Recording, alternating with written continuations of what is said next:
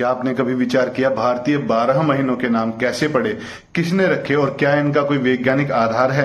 क्या वैदिक काल में भी यही नाम थे या इन्हें बदला गया? यदि बदला गया तो किसने बदला और क्यों? इन्हीं विषयों के साथ आपके समक्ष रखते हैं एक तथ्यात्मक विश्लेषण। भारतीय महीनों के जो नाम अब प्रचलित हैं वे बाद में रखे गए। वैदिक युग में इन महीनों के नाम अलग थे। प्रसिद्ध खगोल वैज्ञानिक मेघनाद साहा ने स्वतंत्रता प्राप्ति के बाद राष्ट्रीय संवत और पंचांग सुधार के क्रम में महीनों के नए नाम सुझाए। ये नए नाम 12 राशियों के नाम पर रखे गए हैं। वैदिक विद्वानों ने पूरे वर्ष को 12 मास, 2 अयन और 6 ऋतुओं में विभाजित किया। वैदिक काल से ही 12 मास और 6 ऋतुएं वर्ष के विभाग के रूप में प्रचलित रहे हैं। महीनों के वैदिक नामों के विषय में बात करें तो वह है मधु, माधव, शुक्र, शुचि, नभ, नभस्य, ईश, ऊर्ज, सह, सहस्य, तप तथा तपस्य। इन महीनों के नाम इनसे संबंधित ऋतुओं के गुणों के आधार पर ही रखे गए थे। 2 मासों की एक ऋतु कही गई है जो है वसंत, ग्रीष्म, वर्षा, शरद, हेमंत और शिशिर। वैदिक काल से ही इन ऋतुओं के नाम यही हैं। इनमें आज तक भी कोई परिवर्तन नहीं हुआ। तैत्तरीय संहिता में 12 मास और 6 ऋतुओं की सूची दी गई है। एक सारणी यहाँ भी आपके लिए प्रस्तुत है जिससे आपको समझने में सुविधा हो सके। मास की अवधि चंद्रमा से निश्चित होती है। लगभग 29.5 दिनों में चंद्रमा पृथ्वी का एक चक्कर पूरा करता है, परंतु लोक व्यवहार में यह अवधि 30 दिन मान ली जाती है। प्रत्येक नक्षत्र के साथ चंद्रमा एक दिन व्यतीत करता है। पुराणों के अनुसार ये सभी नक्षत्र कन्याएं राजा दक्ष की पुत्रियां हैं जिनका विवाह चंद्रमा के साथ हुआ।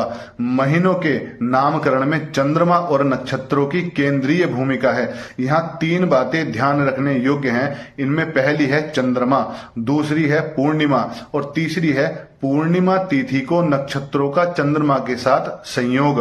पूर्णिमा के दिन चंद्रमा जिस नक्षत्र में रहता है उसी नक्षत्र के नाम पर संबंधित मास का नाम रखा गया है। जैसे वैदिक मास मधु के पूर्णिमा को चंद्रमा चित्रा नक्षत्र में होता है, इसी कारण मधु नामक पहले महीने का नाम हुआ चैत्र। इसी प्रकार दूसरे मास माधव के पूर्णिमा को चंद्रमा विशाखा नक्षत्र में रहता है, इस कारण दूसरे महीने का नाम हुआ वैशाख। यहाँ एक सूची आपको दिख रही होगी जिससे आपको समझने में आसानी हो। इन्हीं नक्षत्र आधारित नामों के अपभ्रंश या विकसित रूप आधुनिक भारतीय भाषाओं में प्रयोग हो रहे हैं। कुछ महीनों के 2 नाम प्रचलित हैं, जैसे संस्कृत में भाद्रपद मास का दूसरा नाम प्रोष्ठपद भी है।